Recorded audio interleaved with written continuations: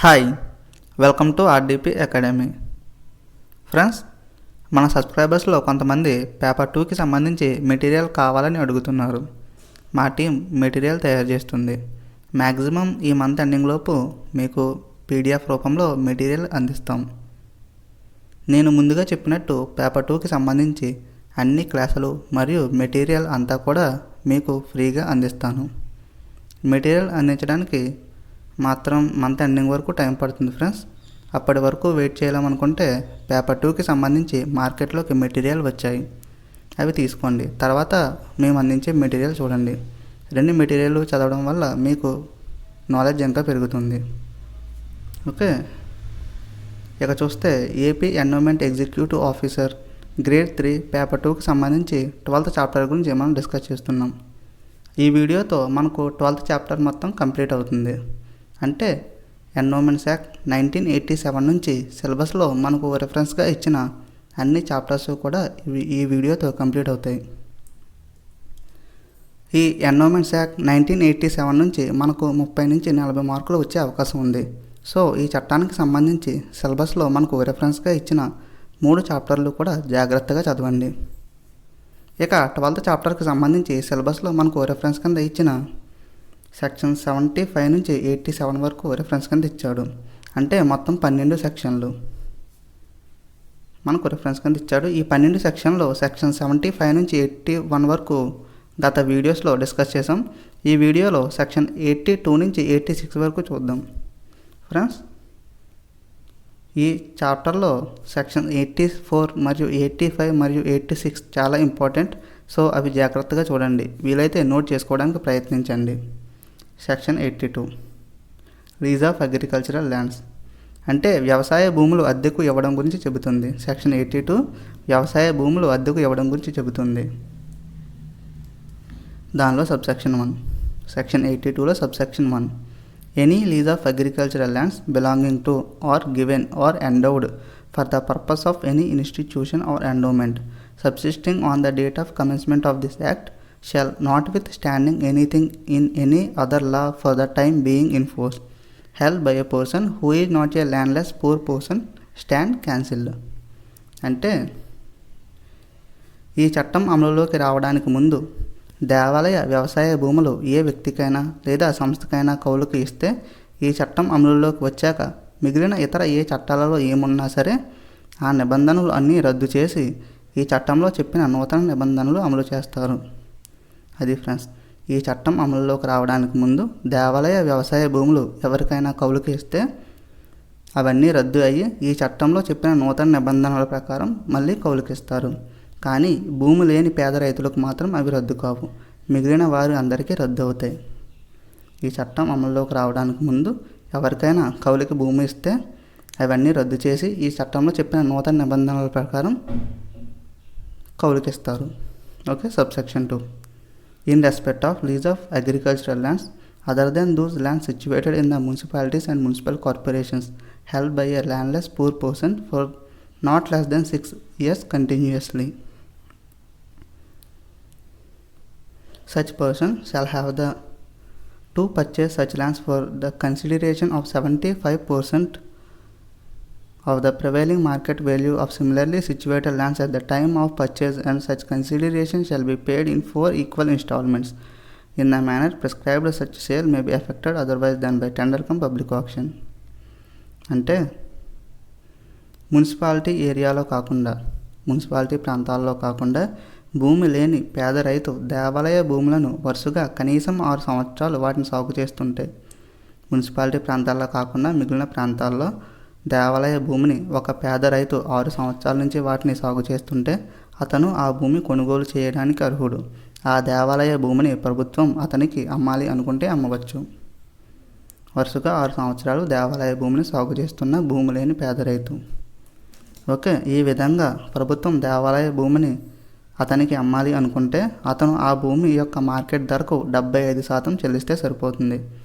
అంటే ఆ భూమి మార్కెట్ ధరకు 75% చెల్లిస్తే సరిపోతుంది. అది కూడా ఒకేసారి కాకుండా 4 వాయిదాల్లో చెల్లించవచ్చు. ఓకేనా ఫ్రెండ్స్, మార్కెట్లో ఆ భూమికి ఎంత వాల్యూ ఉందో దానికి 75% ఇతను చెల్లిస్తే సరిపోతుంది. అది కూడా ఒకేసారి కాకుండా 4 వాయిదాల్లో చెల్లించవచ్చు.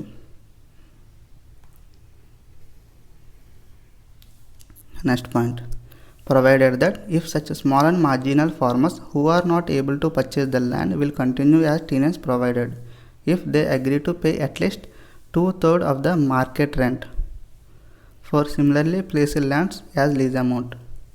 అంటే కొన్ని సందర్భాల్లో చిన్న మరియు సన్నకారు రైతులు అలా భూమిని కొనుగోలు చేయలేకపోతే, కొన్ని సందర్భాల్లో రైతులు ఆ వ్యవసాయ భూమిని కొనుగోలు చేయలేకపోతే వారు కౌలుదారులుగా కొనసాగవచ్చు.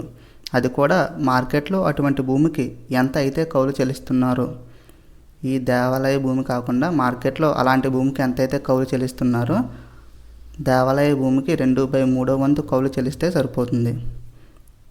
ఓకేనా ఫ్రెండ్స్, మార్కెట్లో అటువంటి భూమికి ఎంత అయితే కౌలు చెల్లిస్తున్నారో వీరు 2/3 వంతు కౌలు చెల్లిస్తే సరిపోతుంది.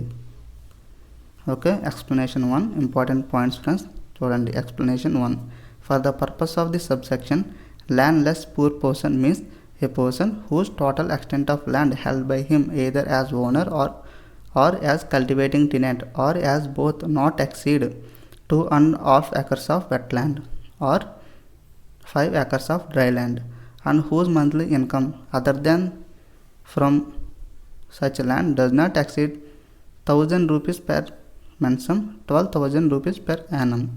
However, those of tenants who own residential property exceeding 200 square yards in urban area shall not be considered as landless poor person for the purpose of purchase of endowments property.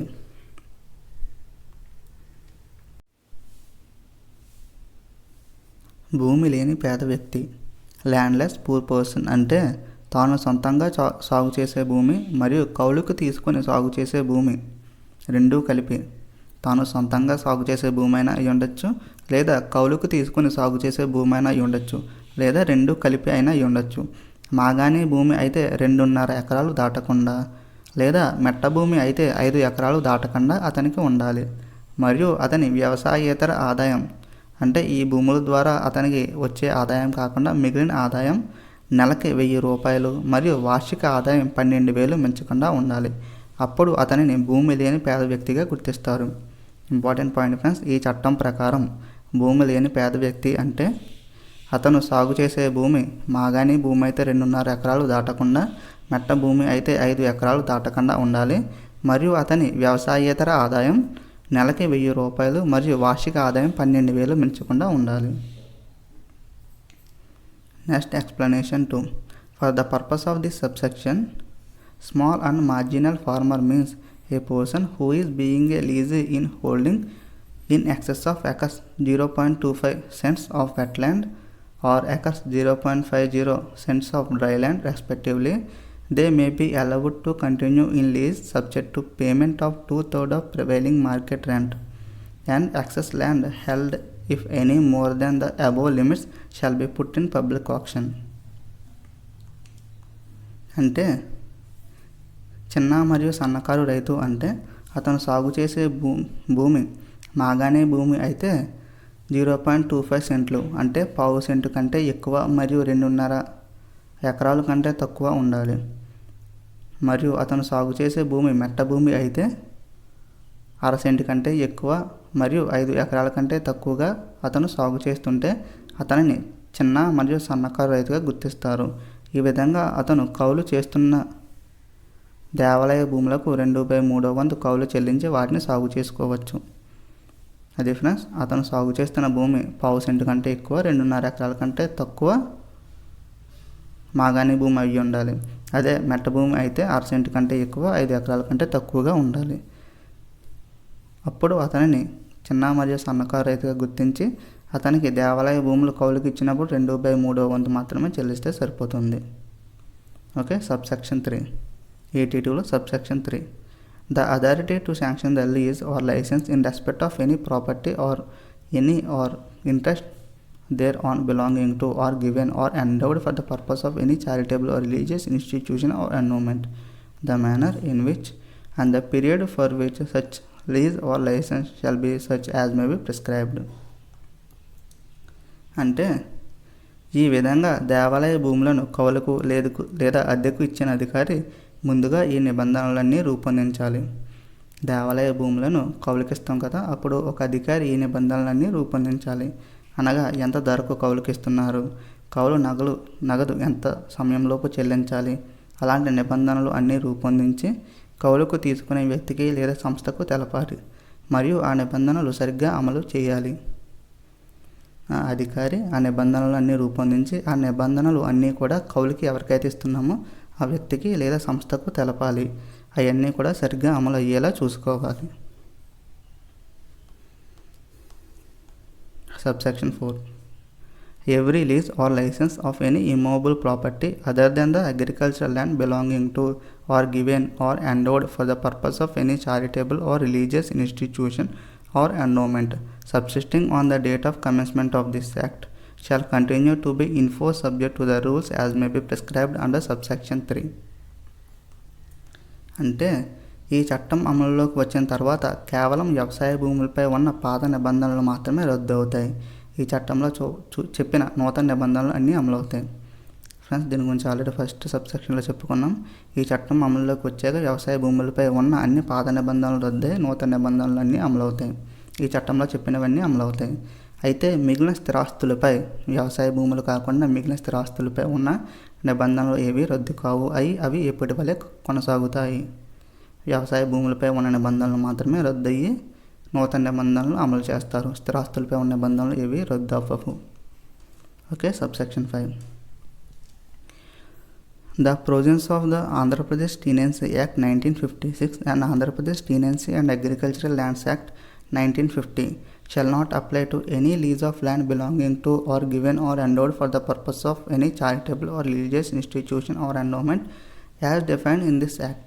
అంటే ఆంధ్రప్రదేశ్ కౌలు రైతుల చట్టం 1956 చట్టంలో చెప్పిన నిబంధనలు ఏవి కూడా ఈ దేవాలయ భూములకు వర్తించవు.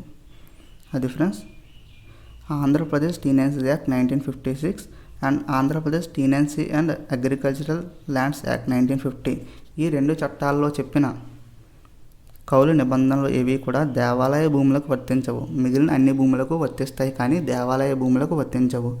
అవి ఈ దేవాలయ భూములకు మాత్రం ఈ చట్టంలో చెప్పిన నిబంధనలు వర్తిస్తాయి అని ఈ సబ్సెక్షన్ మనకు చెబుతుంది. దేవాలయ భూములకు ఈ చట్టంలో చెప్పిన నిబంధనలు మాత్రమే వర్తిస్తాయి. 1956లో అలాగే 1950లో చెప్పిన చట్టంలో నిబంధనలు ఏవి దేవాలయ భూములకు వర్తించవు. Okay. Next section 83. Section 83. Encroachments by person on land or building belonging to a charitable or religious institution or endowment and the eviction of encroachers. అంటే దేవాలయానికి లేదా ధార్మిక సంస్థకు చెందిన భూమిని కానీ లేదా భవనాన్ని కానీ ఒక వ్యక్తి ఆక్రమిస్తే దాన్ని తిరిగి పొందడం గురించి చెబుతుంది. ఇంపార్టెంట్ పాయింట్ ఫ్రెండ్స్, ఒక వ్యక్తి మాత్రమే. ఒక వ్యక్తి ఆక్రమిస్తే దేవాలయ భూమిని కానీ భవనాన్ని కానీ లేదా ఇతర స్థిరాస్తిని కానీ ఒక వ్యక్తి ఆక్రమిస్తే దాన్ని తిరిగి పొందడం గురించి సెక్షన్ 83 చెబుతుంది. ఓకే. సబ్సెక్షన్ 1. సెక్షన్ 83లో subsection 1 where the assistant commissioner having jurisdiction either sumato or upon a complaint made by the trustee has reason to believe that any person has encroached upon any land, building, tank, well, spring or water course or any space belonging to the institution or endowment whenever situated or deemed as an encroacher under any of the provisions of this act. The assistant commissioner shall report the fact together with the relevant particulars to the Endowments Tribunal having jurisdiction over the division in which the institution or endowment is situated. అంటే assistant commissioner తనకు తాను కానీ లేదా దేవాలయ ట్రస్టుకు సంబంధించిన వ్యక్తి ఫిర్యాదుతో కానీ దేవాలయానికి చెందిన భూమి కానీ బిల్డింగ్ కానీ కొలను కానీ మొదలైనవి ఏమైనా సరే ఆక్రమణకు గురైందని భావించిన లేదా నిబంధనలు అతిక్రమించి ఎవరైనా దేవాలయ భూమిని ఆక్రమించారు అని భావించిన అసిస్టెంట్ కమిషనర్ తనకు తాను కానీ ఎవరైనా వ్యక్తి ఫిర్యాదుతో కానీ దేవాలయానికి సంబంధించిన ఆస్తిని ఎవరైనా ఆక్రమించారు అని భావించిన ఆ దేవాలయ ఆస్తిని స్వాధీనపరుచుకున్న వ్యక్తిని ఆక్రమణదారునిగా గుర్తించి ఒక నివేదిక రూపొందించి ఆ నివేదికను దేవాలయ ట్రిబ్యునల్కు పంపిస్తాడు. అతనిని ఆక్రమణదారునిగా గుర్తించి ఆ ఆక్రమణపై ఒక నివేదిక రూపొందించి ఆ నివేదికను దేవాలయ ట్రిబ్యునల్కి పంపిస్తాడు. దేవాదాయ ట్రిబ్యునల్ ఫ్రెండ్స్, దేవాదాయ ట్రిబ్యునల్కు పంపిస్తాడు. Explanation. For the purpose of this chapter, the expression encroacher shall mean any person who unauthorizedly occupy any land or building or space, and deem it to include any person who is in occupation of the land or building or space without the approval of the competent authority, sanction, lease or mortgage or license, and also a person who continues to remain in the land or building or space after the expiry or termination of or cancellation of the lease, mortgage, license in respect thereof granted to him or it. అంటే ఈ చట్టంలో చెప్పిన ప్రకారం ఆక్రమణదారుడు అంటే ఎవరు? ఆక్రమణదారుడు అంటే దేవాలయానికి చెందిన ఏదైనా ఆస్తిని ఎటువంటి ఆమోదం లేకుండా తన కార్యకలాపాలకు వాడుకుంటున్న వ్యక్తిని ఆక్రమణదారునిగా గుర్తిస్తారు. దేవాలయానికి సంబంధించిన ఎటువంటి అధికారిక ఆమోదం లేకుండా, ఎటువంటి అధికారుల ఆమోదం లేకుండా, ఎటువంటి అధికారిక ఆమోదం లేకుండా తన కార్యకలాపాలకు వాడుకుంటున్న వ్యక్తిని ఆక్రమణదారునిగా గుర్తిస్తారు. మరియు దేవాలయానికి చెందిన భూమి కానీ భవనాన్ని కానీ అద్దెకు లేదా తాకట్టుకు తీసుకున్న వ్యక్తి అద్దె గడువు పూర్తయిన తరువాత లేదా తాకట్టు నుంచి విడిపించిన తరువాత లేదా అతని లైసెన్స్ రద్దు చేసిన తరువాత కూడా అతను దేవాలయానికి చెందిన ఆస్తిని ఖాళీ చేయకుండా అతని ఆధీనంలో ఉంచుకుంటే అతనిని ఆక్రమణదారునిగా గుర్తిస్తారు. అది ఫ్రెండ్స్, దేవాలయానికి సంబంధించి ఎటువంటి అధికారిక ఆమోదం లేకుండా దేవాలయ ఆస్తిని తన కార్యకలాపాలకు వాడుకుంటున్న వ్యక్తిని ఆక్రమణదారునిగా గుర్తిస్తారు. అదొక పాయింట్. నెక్స్ట్ ఏంటంటే, దేవాలయానికి చెందిన భూమిని కానీ భవనాన్ని కానీ లేదా ఏదైనా ఆస్తిని అద్దెకు తీసుకున్న, తాకట్టు పెట్టుకున్న లేదా లీజుకు తీసుకున్న వ్యక్తి అద్దె గడువు పూర్తయిన తర్వాత లేదా తాకట్టు నుంచి విడిపించిన తర్వాత కూడా ఆ ఆస్తిని ఖాళీ చేయకుండా తన వద్దే ఉంచుకుంటే అతనిని ఆక్రమణదారునిగా గుర్తిస్తారు. Next subsection 2. Where on a perusal of the report received by him under subsection 1, the Endowments Tribunal finds that there is a prima facie case of encroachment, it shall cause to be served upon the encroacher a notice specifying the particulars of the encroachment and calling on him to show cause before a certain date by an order requiring him to remove the encroachment before the date specified in this notice should not be made. A copy of the notice shall also be sent to the trustee of the institution or endowment concerned. అంటే ఆ విధంగా assistant commissioner పంపించిన నోటీసులు అందిన తరువాత దేవాదాయ tribunal ఆ విషయంపై ప్రాథమిక విచారణ జరుపుతుంది. అసిస్టెంట్ కమిషనర్ పంపించిన నోటీసులు అందిన తర్వాత ఆ విషయంపై దేవాదాయ ట్రిబ్యునల్ ప్రాథమిక విచారణ జరుపుతుంది. అనంతరం ఆక్రమణదారునితో పాటు ఆ ఆస్తి ఏ దేవాలయ పరిధిలో వస్తుందో ఆ ఆలయ ట్రస్టుకు కూడా నోటీసులు జారీ చేస్తుంది. అలాగే ఆక్రమణదారుడు తన వాదనలు వినిపించుకోవడానికి అతనికి ఒక అవకాశంతో పాటు కొంత గడువు కూడా ఇవ్వాలి. ఓకే, ఆ విధంగా దేవాదాయ ట్రిబ్యునల్ ఆక్రమణదారునికి తన వాదనలు వినిపించుకోవడానికి ఒక అవకాశంతో పాటు కొంతకాలం గడువు కూడా ఇస్తుంది. Subsection 3. The notice referred in subsection 2 shall be served in such manner as may be prescribed. అంటే సబ్సెక్షన్ 2లో చెప్పిన విధంగా దేవాదాయ ట్రిబ్యునల్ పంపించే నోటీసులు చట్టంలో నిర్దేశించిన విధంగా ఉండాలి. సబ్సెక్షన్ 2లో చెప్పిన విధంగా దేవాదాయ ట్రిబ్యునల్ పంపించే నోటీసులు చట్టంలో నిర్దేశించిన విధంగా ఉండాలి. Subsection 4.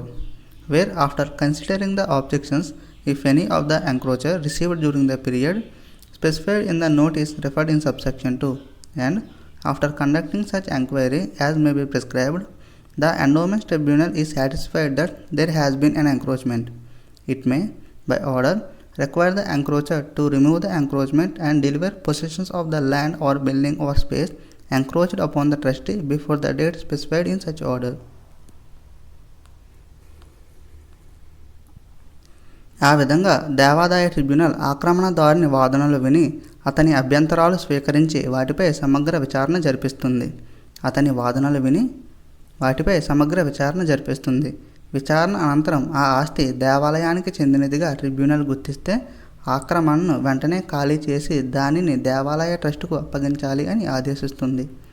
విచారణ అనంతరం కూడా అది దేవాలయానికి చెందింది అని దేవాదాయ ట్రిబ్యునల్ గుర్తిస్తే ఆ ఆక్రమణను వెంటనే ఖాళీ చేసి అది దేవాలయ ట్రస్టుకు అప్పగించాలి అని అతన్ని ఆదేశిస్తుంది. The order of the Endowment Tribunal under subsection 4 shall be in writing and shall contain the grounds on which he has passed the order. అంటే దేవాదాయ ట్రిబ్యునల్ జారీ చేసే ఆదేశాలు లిఖితపూర్వకంగా ఉండాలి. షల్ బి ఇన్ రైటింగ్, మరియు దానిలో ఆక్రమణకు సంబంధించిన విషయాలు అన్నీ కులంకుషంగా ఉండాలి.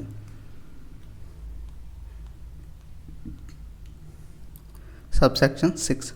During the pendency of the proceedings, the Endowments Tribunal shall order the encroacher to deposit such amount as may be specified by it in consideration of the use and occupation of the properties in question in the manner prescribed. అంటే ఈ ప్రక్రియ జరుగుతున్న సమయంలో లేదా tribunal ఆ దేవాలయ ఆస్తికి సంబంధించి విచారిస్తున్న సమయంలో ఆ ఆస్తిని దేవాలయానికి చెందినదిగా పరిగణిస్తారు. ఆ ఆస్తిని అంటే భూమిని, భవనాన్ని ఏదైనా సరే దేవాలయానికి చెందినదిగా పరిగణిస్తారు. మరియు ఆక్రమణదారుడు ఈ సమయంలో దేవాలయానికి కొంత మొత్తం చెల్లించాలి అని ట్రిబ్యునల్ ఆక్రమణదారుని ఆదేశిస్తుంది. ఈ విధంగా దేవాలయ భూమిని వాడుకుంటున్నందుకు అతను కొంత మొత్తం చెల్లించాలి అని దేవాలయ ట్రిబ్యునల్ ఆదేశిస్తుంది. ఓకే, అంతటితో మనకు సెక్షన్ 83 కంప్లీట్ అవుతుంది friends. Next section 84. Mode of eviction of failure of removal of the encroachments as directed by the Endowments Tribunal. దేవాదాయ ట్రిబ్యునల్ ఆదేశాలు కూడా పాటించకపోతే ఎలాంటి చర్యలు తీసుకోవాలి అని మనకు ఈ సెక్షన్ చెబుతుంది. దేవాదాయ ట్రిబ్యునల్ ఆ భూమిని ఖాళీ చేసి దేవాలయ ట్రస్టుకు అప్పగించమని ఆదేశిస్తుంది.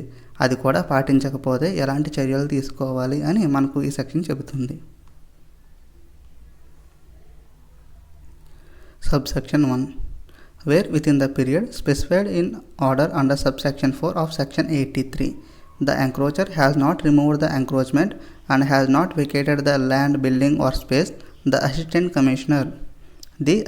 commissioner having jurisdiction over the subdivision may remove the encroachment and obtain possession of the land, building or space encroached upon, taking such police assistance as may be necessary.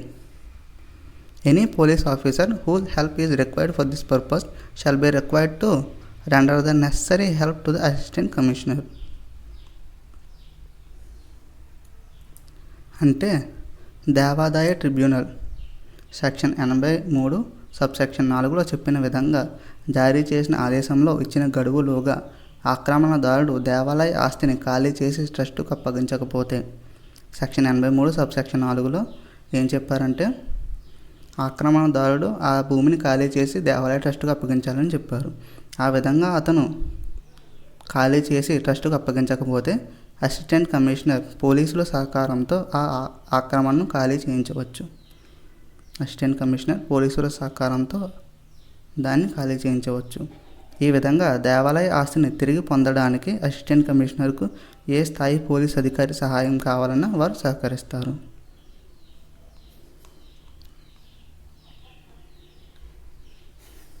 Subsection 2. Nothing in this subsection 1 shall prevent any person aggrieved by any order of the Endowments Tribunal under subsection 4 of section 83 from preferring an appeal before the High Court to establish that the charitable or religious institution or endowment has no title to the land, building or space. అంటే దేవాదాయ tribunal జారీ చేసే ఆదేశాలపై ఆ వ్యక్తికి లేదా ఆక్రమణదారునికి హైకోర్టులో appeal చేసుకునే అధికారం ఉంది. Next point. Provided that no appeal shall be preferred after expiry of 90 days from the date of receipt of the order under subsection 4 of section 83. అంటే సెక్షన్ 83లోని సబ్సెక్షన్ 4లో చెప్పిన విధంగా దేవాదాయ ట్రిబ్యునల్ జారీ చేసిన ఆదేశాలు అందిన తరువాత సెక్షన్ 83లో సబ్సెక్షన్ 4లో దేవాదాయ ట్రిబ్యునల్ ఆ ఆక్రమణను ఖాళీ చేసి దేవాలయ ట్రస్టుకు అప్పగించమని ఆదేశిస్తుంది. ఆ ఆదేశాలు అందిన తరువాత ఆక్రమణదారుడు ఆ విషయమై 90 రోజులలోపు కోర్టులో అప్పీలు చేసుకోవాలి. 90 రోజులు దాటితే దానిని కోర్టు స్వీకరించదు. ఇంపార్టెంట్ పాయింట్ ఫ్రెండ్స్, 90 రోజుల్లోపు అప్పీలు చేసుకోవాలి. 90 రోజులు దాటితే కోర్టు స్వీకరించదు. Next point, provided further that no such appeal shall be preferred by a person who is let into the possession of the land, building or space, or who is a leasee, license or mortgage of the institution or endowment. అంటే ఒక వ్యక్తి దేవాలయ ఆస్తిని అద్దెకు తీసుకున్నాడు లేదా తాకట్టు పెట్టుకున్నాడు, అనంతరం అతను దాన్ని స్వాధీనపరుచుకున్నాడు. ఈ విధంగా దేవాలయ ఆస్తులను స్వాధీనపరుచుకున్న వ్యక్తి యొక్క అప్పీలను కోర్టు స్వీకరించదు. అంతే కదా ఫ్రెండ్స్, దేవాలయ ఆస్తిని అద్దెకు తీసుకుని తర్వాత అది నాది అని వాదిస్తే కోర్టు ఎందుకు స్వీకరిస్తుంది? దాన్ని కోర్టు స్వీకరించదు. ఓకే, అంతటితో మనకు సెక్షన్ 84 కంప్లీట్ అవుతుంది friends. Next section 85. Section 85, encroachment by a group of person on land belonging to charitable or religious institutions under eviction. అంటే దేవాలయానికి లేదా ధార్మిక సంస్థకు చెందిన ఆస్తిని కొందరు వ్యక్తుల సమూహం ఆక్రమిస్తే దానిని తిరిగి పొందడం గురించి చెబుతుంది. గ్రూప్ ఆఫ్ పర్సన్స్ ఆక్రమిస్తే దాని గురించి చెబుతుంది. ఫ్రెండ్స్, ఆల్రెడీ ఒక వ్యక్తి ఆక్రమిస్తే ఎలా తిరిగి పొందాలి అని లాస్ట్ సెక్షన్లో డిస్కస్ చేసాం. ఈ వీడియోలో కొందరు వ్యక్తుల సమూహం గురించి డిస్కస్ చేద్దాం. Okay, first point, where the deputy commissioner knows or has a reason to believe that a group or group of persons without any entitlement and with the common object of occupying any land which is the property belonging to charitable or religious institution or endowment, are occupying or have occupied any such land, and if such groups of persons have not vacated the land on demand by deputy commissioner or any officer authorized by him in this behalf, he shall make an application to the Endowments Tribunal having jurisdiction over the area in which the institution or endowment is situated for the eviction of encroachment. అంటే కొందరు వ్యక్తుల సమూహం, group of persons, దేవాలయానికి చెందిన ఎటువంటి అధికారిక అనుమతి లేకుండా ఉద్దేశపూర్వకంగా దేవాలయానికి చెందిన ఆస్తిని స్వాధీనపరుచుకొని తమ కార్యకలాపాలు నిర్వహిస్తున్నప్పుడు డిప్యూటీ కమిషనర్, అదే ఒక వ్యక్తి అయితే అసిస్టెంట్ కమిషనర్, అదే కొందరు వ్యక్తుల సమూహం అయితే డిప్యూటీ కమిషనర్. డిప్యూటీ కమిషనర్ తనకు తాను కానీ లేదా మరెవరైనా అధికారి చేత కానీ ఆ దేవాలయ ఆస్తిని ఖాళీ చేయించడానికి తగిన చర్యలు తీసుకోవచ్చు. కొందరు వ్యక్తుల సమూహం ఉద్దేశపూర్వకంగా దేవాలయ ఆస్తిని స్వాధీనపరుచుకొని తమ కార్యకలాపాలు నిర్వహిస్తున్నప్పుడు డిప్యూటీ కమిషనర్ తనకు తాను కానీ మరెవరైనా అధికారి చేత కానీ ఆ ఆస్తిని ఖాళీ చేయించడానికి తగిన చర్యలు తీసుకోవచ్చు.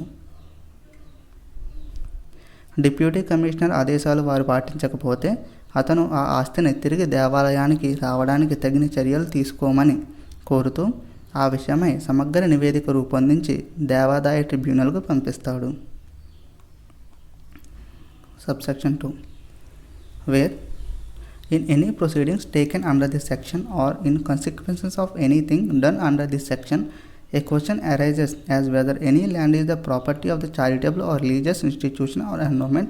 Such land shall be presumed to be the property of the charitable or religious institution or endowment until the contrary is proved. అంటే ఈ ప్రక్రియ జరుగుతున్న సమయంలో లేదా ఈ భూమి ఎవరికి చెందినది అని వివాదం జరుగుతున్న సమయంలో ఏ భూమి అయితే వివాదంలో ఉందో అది దేవాలయానికి చెందినదిగా పరిగణిస్తారు.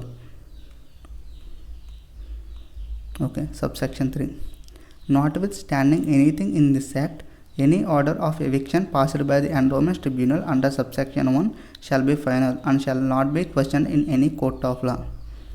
దేవాలయ ఆస్తిని ఖాళీ చేయమని చెబుతూ ట్రిబ్యునల్ జారీ చేసిన ఆదేశాలే అంతిమం, తిరిగి దీనిపై అప్పీలు చేసే అధికారం లేదు. ఫ్రెండ్స్, చాలా ఇంపార్టెంట్, ఒక వ్యక్తి దేవాలయ ఆస్తిని ఆక్రమిస్తే అతనిని అసిస్టెంట్ కమిషనర్ డీల్ చేస్తారు. అదే కొందరు వ్యక్తుల సమూహం ఆక్రమిస్తే దానిని డిప్యూటీ కమిషనర్ డీల్ చేస్తారు. ఓకే, అసిస్టెంట్ కమిషనర్ నివేదిక పంపించిన తర్వాత ఎండోమెంట్స్ ట్రిబ్యునల్ జారీ చేసే ఆదేశాలపై 90 రోజుల్లోపు అప్పీలు చేసుకోవచ్చు. అదే డిప్యూటీ కమిషనర్ విషయంలో అయితే దానిపై అప్పీలు చేసుకునే అధికారం లేదు. దేవాలయ ఆస్తులు ఖాళీ చేయమని చెప్తూ ట్రిబ్యునల్ జారీ చేసే ఆదేశాలు అంతిమం. దానిపై అప్పీలు చేసుకునే అధికారం లేదు.